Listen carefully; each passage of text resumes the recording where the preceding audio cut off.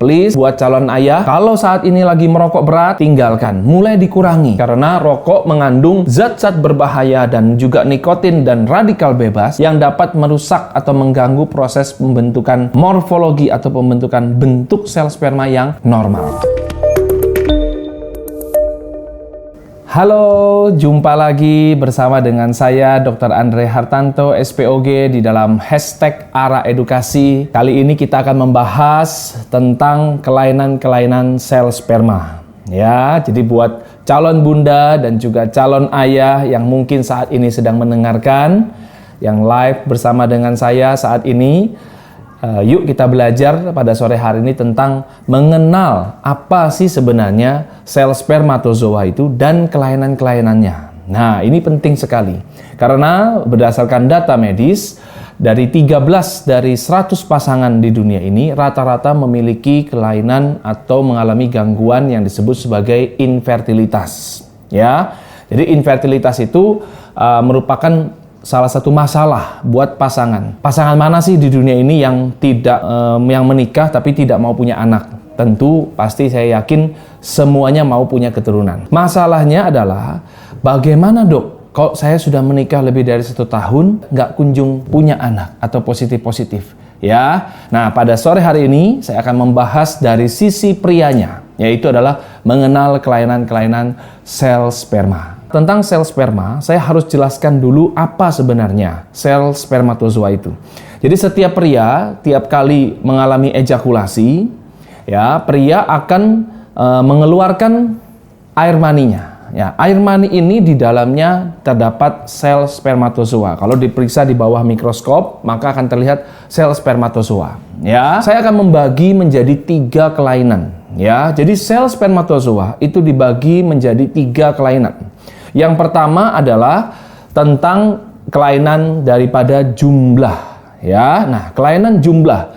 Kalau normalnya disebut sebagai normozospermia. Tapi kalau jumlahnya kurang daripada 15 juta, ya, jadi jumlahnya sel spermatozoa apabila jumlahnya kurang dari normalnya, maka disebut sebagai oligozospermia. Ya.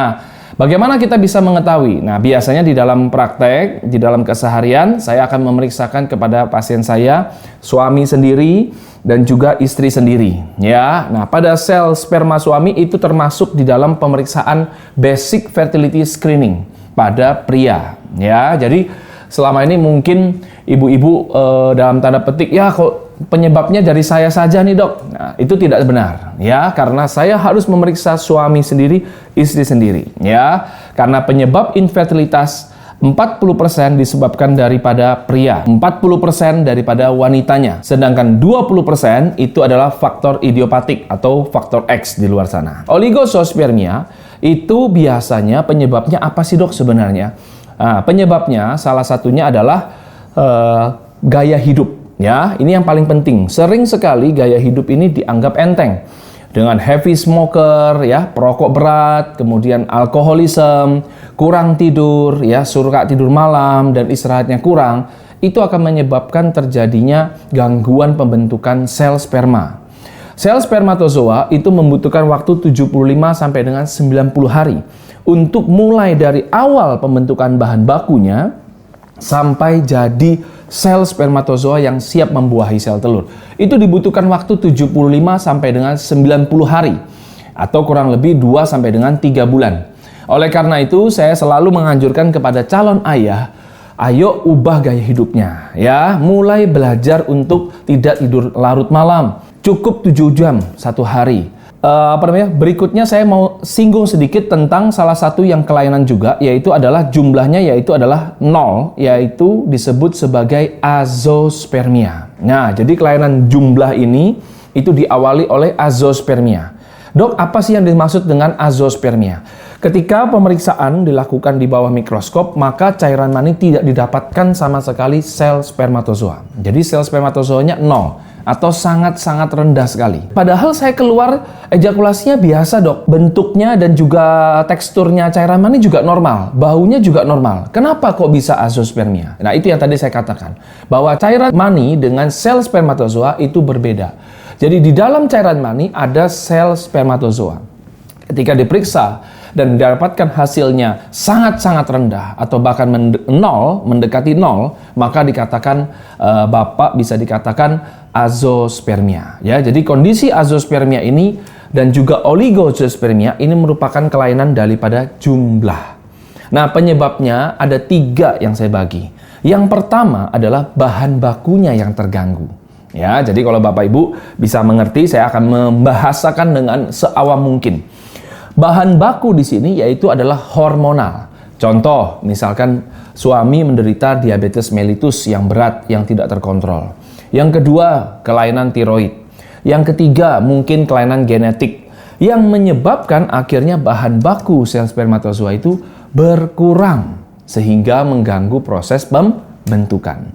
Yang kedua adalah masalahnya yaitu yang disebut sebagai testicular problem. Ya, jadi pretestikular, testikular, dan post-testikular. Jadi masalahnya di bahan bakukah, masalahnya di produksikah, atau masalahnya di distribusikah?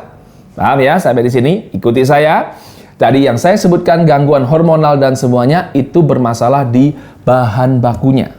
Sedangkan yang kedua adalah bermasalah di pabriknya. Bahan baku sudah aman nih. Begitu masuk pabrik, pabriknya tidak mampu melakukan produksi sel spermatozoa. Nah, ini masalahnya adalah sel-sel yang memproduksi itu tidak mampu. Contohnya, misalkan ada di riwayat drugs di masa lalu, atau misalkan ada gaya hidup yang sangat parah sekali, misalkan sampai narkoba, kemudian penyakit menular seksual, itu akan menyebabkan terjadinya kerusakan daripada pabrik atau testis di dalam sel-selnya. Nah, itu yang menyebabkan terjadinya gangguan pembentukan sel spermatozoa. Sampai sini mengerti ya? Yang ketiga adalah post-testikular. Jadi masalahnya adalah yang setelah. Jadi bahan baku nggak masalah, produksi nggak masalah. Ternyata setelah produksi mau didistribusikan nih, nggak bisa. Karena terjadinya sumbatan atau obstruksi pada saluran vas deferens. Saluran ketika pria, nah ini adalah salah satu gambar di mana saluran vas deferens atau ductus ejaculatorius itu adalah saluran tempat untuk mengalirnya sel spermatozoa yang sudah matang, yang sudah disiap didistribusikan. Ternyata terjadi gangguan. Itulah yang disebut sebagai masalah daripada post-testikular. Ya. Nah, Dok, kenapa bisa begitu? Biasanya penyebabnya adalah satu genetik, yang kedua adalah infeksi. Misalkan pada kelainan-kelainan pada infeksi yang misalkan penyakit menular seksual, baik infeksi sifilis, kemudian gonore, dan juga yang lain HIV, bahkan tuberkulosa, TBC. Ya, TBC itu bukan hanya di paru, tetapi TBC bisa sampai di luar paru. Nah, menyebabkan terjadinya penumpukan atau infeksi pada saluran tersebut sehingga salurannya tersumbat. Ya, sampai di sini paham ya untuk calon ayah dan calon bunda. Jadi penyebab gangguan pembentukan atau jumlah itu bahan baku, pabriknya, atau distribusinya. Oke? Sekarang kita akan bahas yang kedua, yaitu adalah gangguan geraknya yang disebut sebagai astenozospermia. Dok, memangnya geraknya sel sperma seperti apa sih? Geraknya itu kurang lebih geraknya akan lurus ke depan. Ya, geraknya dibagi menjadi progresif dan non-progresif. Jadi kalau gerak sel sperma yang normal itu dia harus progresif. Ya, jadi progresif itu dia harus ke depan. Dan geraknya itu harus yang progresif lebih dari sama dengan 40%. Jadi gerak sel sperma itu dia lurus ke depan. Ya, jadi nggak ke kiri, ke kanan, atau dia jalan di tempat saja. Nah, kalau gerakan sel sperma atau motilitas sel sperma yang progresif lebih dari sama dengan 40%, maka ini sangat bagus. Sehingga buat calon bunda dan juga calon ayah, kalau hasilnya sel spermatozoa motilitasnya lebih dari sama dengan 40%, maka bagus, nggak usah khawatir. Ya, Dok, apa saja sih yang menjadi penyebab daripada kelainan gerak atau astenozospermi? Yang pertama adalah genetik, ya, karena genetik ini sangat penting sekali. Ya, yang kedua adalah usia. Bila mana calon ayah usianya di atas 45 tahun, tentu sel spermanya geraknya berbeda dengan pria yang usianya di bawah 40 tahun. Hal itulah yang menentukan ya apakah sel spermanya itu geraknya progresif atau non progresif. Oke? Ya, nanti kita kelihatan kok di bawah mikroskop itu pasti akan kelihatan bentuknya tuh maju ke depan. Nah, kemudian yang ketiga adalah bad habit atau kebiasaan yang tidak baik. Ya, kalau misalkan didapati seperti ini, segera mengubah gaya hidupnya. Calon ayah, tolong minum banyak vitamin. Ya, biasanya akan saya memberikan di praktek. Saya akan memberikan vitamin C, zinc, beta karoten, dan juga antioksidan untuk mengatasi kelainan-kelainan daripada gerak sel spermatozoa. Sekarang kita akan masuk yang ketiga, yaitu adalah kelainan sel sperma dari bentuknya. Nah, di video kali ini ya, buat semua calon ayah dan calon bunda bisa dilihat ya bahwa bentuk sel sperma itu akan ada seperti kepala, kemudian leher dan juga ekornya. Jadi ada 3 komponen daripada bentuk sel spermatozoa. Yang pertama, kepalanya itu mengandung akrosom, ya di dalamnya itu ada DNA di situ, ya. Nah, itu penting sekali. Kalau kepalanya terlalu kecil atau dia terlalu besar, maka dia nggak mampu untuk membuahi sel telur. Kemudian lehernya itu biasanya adalah bahan bakarnya, bensinnya untuk dia bisa berjalan. Sedangkan ekornya, ya, ekornya dia ada ekor itu untuk berenang ke depan, ya. Jadi jangan berenangnya ke kiri, ke kanan, atau bahkan jalan di tempat. Berarti ada kelainan daripada bentuknya, ya. Jadi harus normal, ya. Kalau bentuknya terganggu maupun ekornya misalkan 2 atau ekornya pendek, maka nggak bisa jalan ke lurus ke depan, ya. Jadi hari ini kita akan membuka benar-benar belajar tentang kelainan sel sperma dari 3 hal, ya. Yang ini kita bahas tentang morfologi atau bentuknya. Dok, memangnya kalau bentuk itu apa sih sebenarnya penyebabnya? Nah, itu pertanyaan paling sering. Salah satunya adalah ingat bahwa sel spermatozoa terbentuk oleh karena protein, ya, atau hormon testosteron yang membantu pembentukan sel spermatozoa. Kalau pada pria tersebut jumlah testosteronnya di bawah normal, otomatis pembentukannya juga terganggu.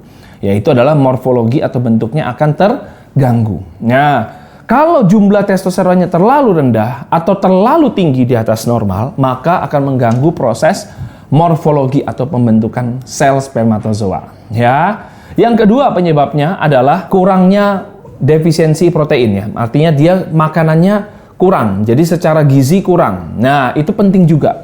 Yang ketiga adalah bentuk penyebabnya kelainan bentuk adalah apa? Yaitu sekali lagi bad habit.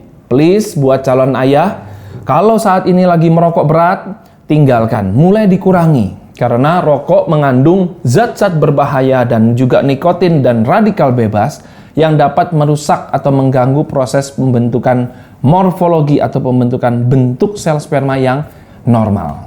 Bagaimana menilai kalau misalkan morfologi dari hasil analisa sperma saya, suami saya, ternyata yang normal kurang dari berapa persen? Kurang dari 4%. Kalau morfologi atau bentuknya yang normal kurang dari 4%, maka dikatakan disebut sebagai teratozoosphermia. Ya, teratozoosphermia itu adalah kelainan morfologi atau kelainan bentuk sel sperma. Kalau kurang dari 4%, maka bapak atau suami bisa dikatakan mengalami kondisi teratozoosphermia. Ya, terima kasih sudah menonton video ini bersama dengan saya Dr. Andre Hartanto, SPOG. Semoga pada video kali ini kita akan mengenal banyak sekali tentang kelainan-kelainan sel sperma. Ya, jangan lupa like, subscribe sekali lagi, dan juga share sebanyak-banyaknya. Komen silakan di bawah. Bersama dengan saya dari Ara Reproduktif, ya, kita akan mengadakan terus hashtag Ara Edukasi untuk memberikan edukasi yang baik dan benar tentang kesehatan kepada masyarakat. Ya, jangan lupa untuk terus berdoa dan berjuang mendapatkan apa yang dicita-citakan. Dan saya dan bersama dengan tim mengucapkan terima kasih. Salam sehat.